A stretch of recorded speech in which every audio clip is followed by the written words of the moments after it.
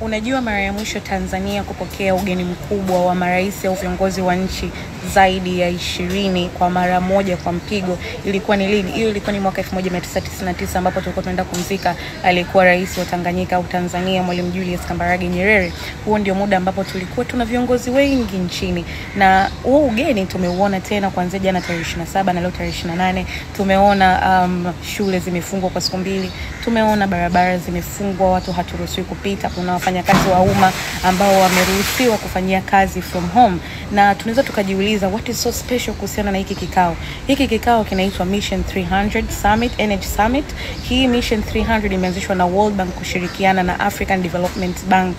Hii Mission 300 imepanga kwamba kufikia mwaka 2030 wa Afrika walioko kusini mwa jangwa la Sahara wanapata umeme. Almost wana Waafrika milioni 300, kwa sababu inasemekana according to research ambazo wamezifanya, wa Afrika walioko kusini mwa jangwa la Sahara almost milioni 600 wanakosa umeme. Kwa hiyo hii mission ni kufanya ifikapo mwaka 2030 nusu ya wale wanaokosa umeme wawe wanapata umeme.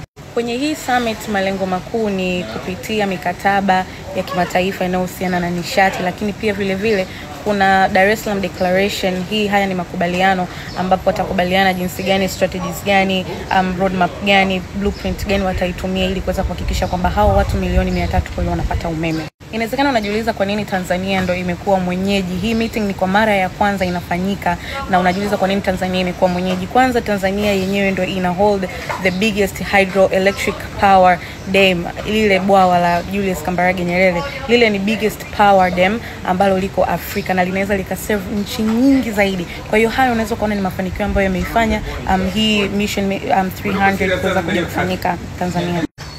Huyu hapa ajue hata Mission 300 inamaanisha nini. Do you know what that is? I want to move in area 360. Okay, achana na huyo. So Mission 300 hii summit imehusisha nchi nyingi zaidi, na mpaka sasa hivi nchi 12 wao wameshaonesha mikataba yao, wamesha submit mikataba yao ambayo inaenda kuonesha kwamba jinsi gani wanaenda kuhakikisha wananchi wao wanapata energy, wanapata umeme ambao ni wa kuaminika, ambao ni wa bei nafuu, ambao utaenda kusaidia kwenye issue nzima ya ajira, biashara na uzalishaji in general.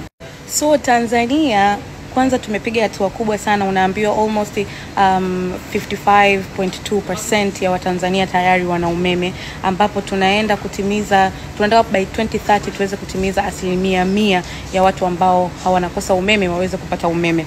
Sasa hii mission unaweza ukaona tayari sisi tumeshafikia half of it.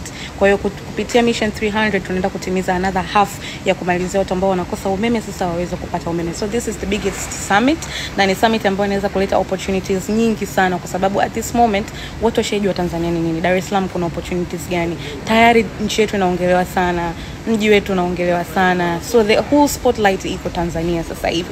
The whole spotlight iko Dar es Salaam sasa hivi, na hata ukipitia hashtags za kwenye Twitter unaweza ukaona kitu gani kina trend at the moment. So that is all about Mission 300, and I hope you have understood, and unajua kwa nini barabara zimefungwa na kwa nini shule zimefungwa for 2 days. Bye.